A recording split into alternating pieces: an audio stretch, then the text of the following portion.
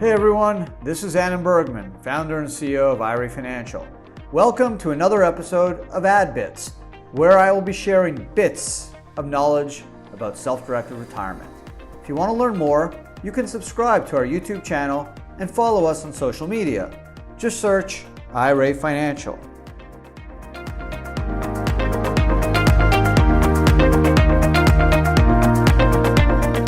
Hi everyone, and welcome to another episode of AdBits. This is Bergman, IRA Financial, and today we are going to be talking solo 401k employer contribution rules. So let's start real quick.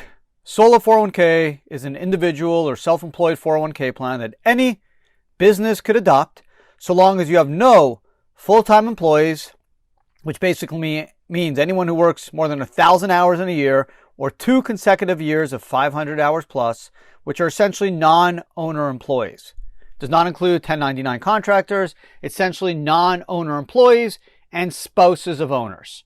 So for most solo 401k plans, you have either one owner or a husband and wife or multiple owners, partners, but no non-owner employees. So no one that does not own the company or any percentage of the business that works over 1,000 hours or 500 hours 2 consecutive years. So once you have a solo 401k, there's 2 types of contributions you can make. Employee deferrals, which you can check another AdBits on, that will detail the employee deferral contributions, how they work, and employer profit sharing contributions, which are the contributions made by the business.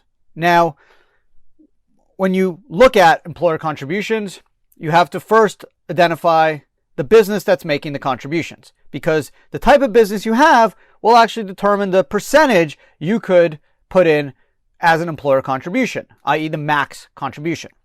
So if you're self-employed or a single member LLC, the max you can do is 20% of the comp. And it's based off your net Schedule C, since sole proprietors and single member LLCs file a Schedule C. So you would add up all your income and then minus your expenses, and the net Schedule C amount would be the number that you would then be able to take the 20% off. Now in 2020, the max 415 limit is 57K or 63.5 if you're over 50. In 2021, the 415 limit is going to go to 58 or 64,500. So that means you can never contribute more than that to the plan. So the employee deferrals, again, employee is different than employer. Employee comes from you as the employee. The max is 19.5 or 26,000 if you're over 50. So once you make those contributions, you can never go above the 57 or 63.5 once you add in the employer's contribution. So let's take an example. If you're a single member LLC, Schedule C amounts 40K, you're under 50, you can go 19.5 plus approximately 20% of 40, which is 8, giving you 27.5 out of the 40, and then you're going to pay tax on only 12,500, which is really good. So you get a tax deduction for the deferrals and the profit sharing, and you reduce your taxes, and those funds can grow without tax. So again, you can never contribute more than you earn, or the 415 limit, which is the 57 or 63.5. Now, if you're a C Corp or S Corp W-2 employee, everything is based off your W-2. So even if your S Corp makes $1 million, if you only take a 50,000 W-2, your profit sharing and your employee deferral is based off that 50K W-2. So let's take an example. You make $100,000 W-2 in an S Corp and you're over 50. You can do 26K plus 25% of 100, giving you the 51. Since you're under the 57, the 63.5, since you're over 50, the 415 limit, you can make the contribution, no problem. Employee deferrals, real quick, can be pre-tax or Roth. Profit sharing employer contributions always have to be in pre-tax. So you get the tax deduction for them. If your plan allows, you can then convert to Roth. Again, so just a quick recap. Employee deferrals, what you as an employee make, 19.5 or 26,000, that's dollar for dollar. So if you made 21,000 or so, you can probably put in up to 19.5.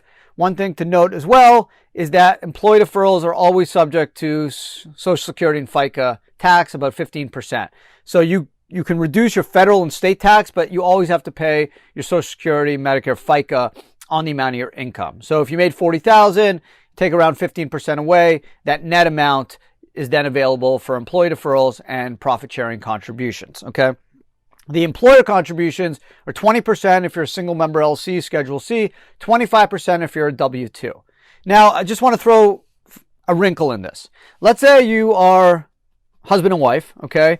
And one spouse makes 50 grand and the other spouse makes 200 grand, okay?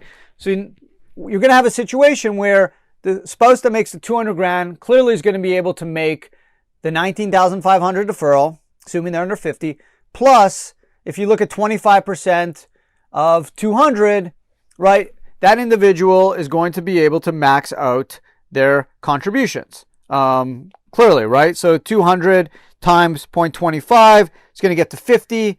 50 plus 19.5 is 69. So he's going to have too much, right? He only could put in 57. So he's already doing 19.5.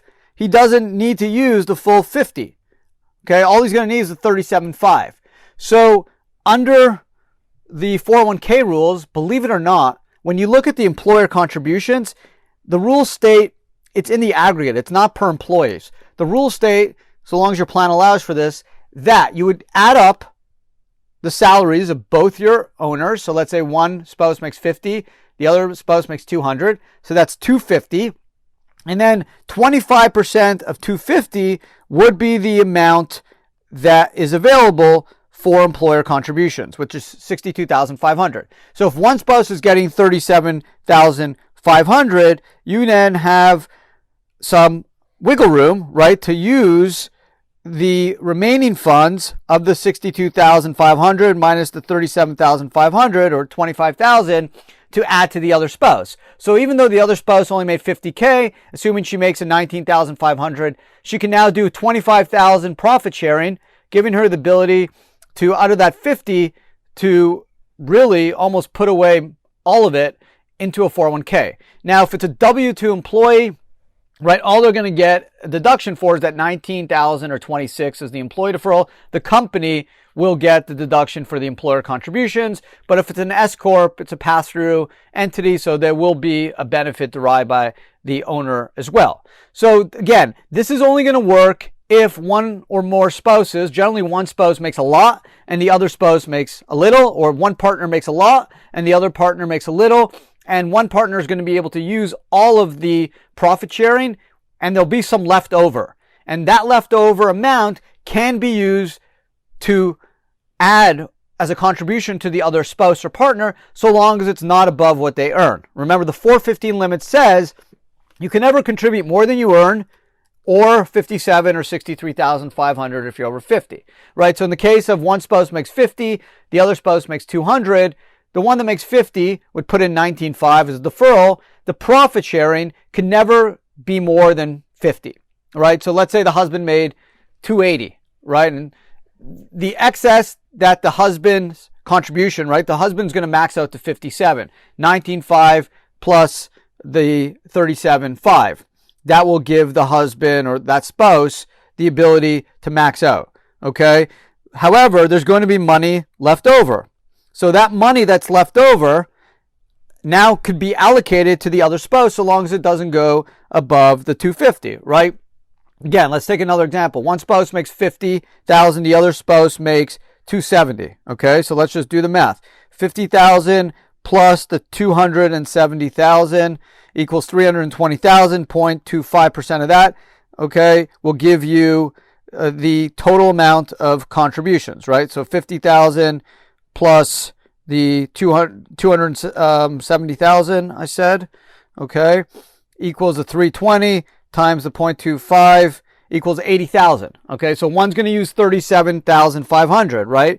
The other spouse is now going to have the ability to use all 37,500 to basically put away out of the 50,000 she earned. She'll almost be able to take a $50,000 contribution to the plan.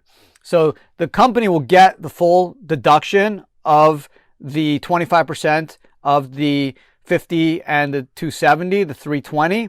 And each employee, each partner is going to be able to use up to their 415 limit. So in that case, it works. But if each employee or each partner, I should say, let's say the husband and wives each made 50 grand, right? And they're under 50. S Corp W2. They'd each be able to do 19.5 plus 25% of 50, 10 each. So 29.5 out of the 50. That's the most they can do, right? Because if you add up 50 and 50 times 100 plus times 0.25% is $25,000.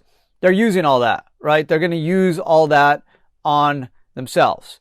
So again, if they could do this, if they each made 50K, it's not 10, sorry, it's 50,000 times 0.25%, okay, which will give them their profit sharing contribution. So if you do the math, it's 12,500 plus the 19,500. They're each going to be able to put that in. They're not going to be able to do more because they're going to reach the contribution limit of 25% times the aggregate salaries of the profit sharing. So again, this little trick I just mentioned where you can piggyback off one spouse will only work if one spouse makes a lot and the other partner or other spouse makes less. Just something to keep in mind. For most people, if it's a solo 401k, it's either 20% Schedule C or W or single member LLC, 25% max. When I say max, you can do 1% or 5% or 10%. You don't have to go to 25%, but you can, and it's always pre-tax. If you have a situation where one partner makes a little and the other partner makes a lot, and the other partner is able to max out and there's excess contributions available, when you add up all the salaries and times it by 25% or 20%, then you have some wiggle room, and then you could piggyback the excess from one partner to the other partner and allow both parties, to add in more money into the plan. So again, a little trick that most solo 401k providers aren't aware of, just because they're not tax attorneys or ERISA attorneys like I am. So just another wrinkle that I wanted to share, because you never want to leave money on the table. If it's available to be put into your plan, why not take it? You'll get the deduction. And if you get the deduction, you might as well dump it into your 401k and have those funds grow without tax, which is called tax deferral. So there you have it. That's how the employer contribution solo 401k plan rules work. Hope you enjoyed AdBits. Thank you for all your support. Please subscribe if you haven't already.